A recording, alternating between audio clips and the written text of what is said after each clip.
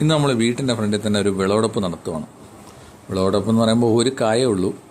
ഇത് സത്യത്തിൽ നമ്മൾ നട്ടമൊന്നുമല്ല, കിടന്ന് പൊടിച്ചാണ്. അപ്പോൾ നമ്മളൊരു പന്തലിട്ട് കൊടുത്തു എന്നുള്ളത് മാത്രമേ ഉള്ളൂ. അപ്പോൾ അവനെ ഓണത്തിന് പറിക്കണം എന്നുള്ളതിലാണ് നമ്മൾ നിർത്തിയിരുന്നത്.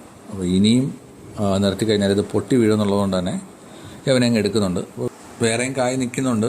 മാത്രമല്ല പൂവിട്ടൊക്കെ വരുന്നതുകൊണ്ട് തന്നെ ഓണത്തിന് നമുക്ക് വേറൊരു എണ്ണം ഉറപ്പായിട്ടും ഉണ്ടാവുമല്ലോ. അതുകൊണ്ട് നിർത്തി വെറുതെ റിസ്ക് എടുക്കണ്ട. അപ്പോൾ അത്യാവശ്യം അവനെ നമ്മൾ പറിച്ചതിന് ശേഷം അവൻ്റെ തൂക്കം കൂടെ കാണിക്കുന്നുണ്ട് കേട്ടോ.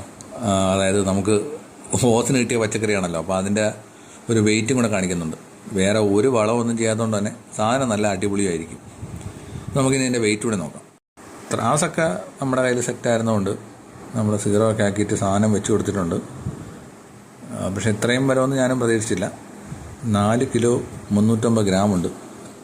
അപ്പോൾ എന്തായാലും ഇനി ചെറിയ നിൽക്കുന്നുണ്ട്. അതും ഓണത്തിന് നമുക്ക് ഇത് കണക്ക് തന്നെ കിട്ടട്ടെ എന്ന് പ്രതീക്ഷിക്കുന്നുണ്ട്. അടുത്ത വീഡിയോയിൽ എന്തായാലും അത് കാണിക്കാം.